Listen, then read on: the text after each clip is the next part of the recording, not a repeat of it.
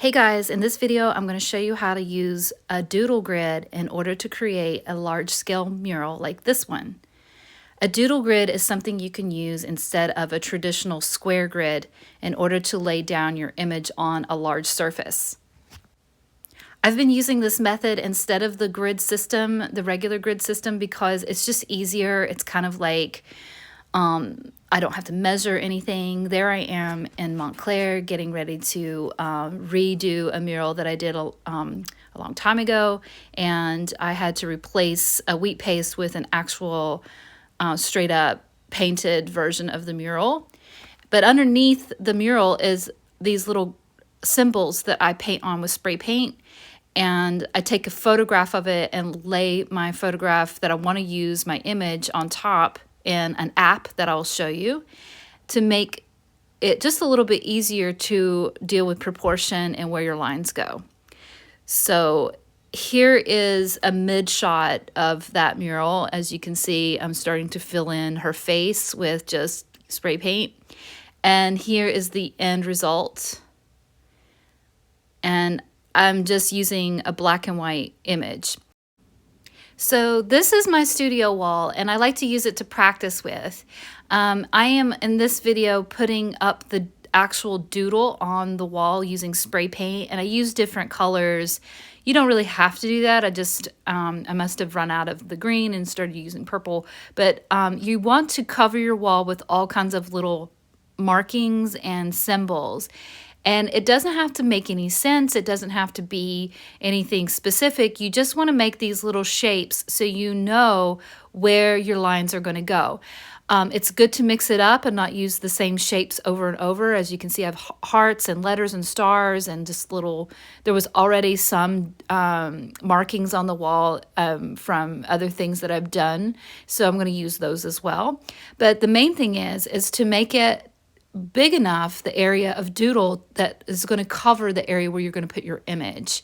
And then you want to stand back from it and take a picture of that wall after you've put all your doodles up. Make sure you get a good straight image, because if you take it from an angle or if your camera's slightly askew, so is your image when it goes up. So it's very important to take a very good straight image with your iPhone or your iPad and have a good image to start with.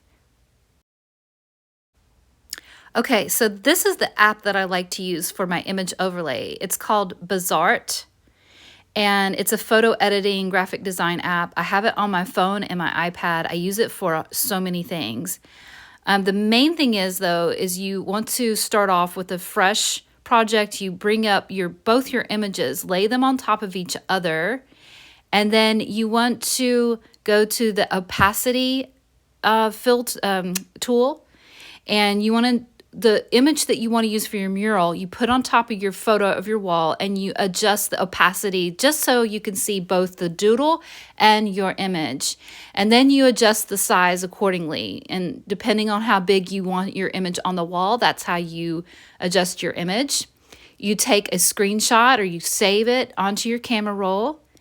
And that's what you're going to use when it comes time to draw, because you can see where the lines of, like, say, her eye are right inside that heart, and you use that literally to the T when you go up to draw it on your wall. And here I am drawing it. I have the image on my iPad. You can also print the image out if you'd like. But I have it, and I'm using as a cross-reference. I'm constantly referencing the photo to the wall and the doodles on the wall to see where I have to put my lines. I'm using in this video a paint marker. You can also use a paint brush, but I'm also going back and filling in my sketch lines with like a spray paint, and I'm using black translucent paint so it's not such a harsh paint that comes out. Sorry about the graininess of this video. I was trying to make a large video work and compress, but anyway, so you can see me filling in my sketch marks with the translucent black, and then I'm going to go, after I fill in those important lines, I'm going to go and fill in her face with like a solid colors. I'm referencing in this one a black and white image, but I'm adding color to it. So this is where you have to get a little creative. Then you can go back and you see here I'm using just a black paintbrush to fill in and to bring those lines back out through the spray paint. You want to keep your doodle in place until you're confident that you have all your major lines up, and then you can start filling it in and getting rid of those doodle marks. You can still see them here in her eye and on her nose, but later I will fill that in and make them disappear underneath the spray paint.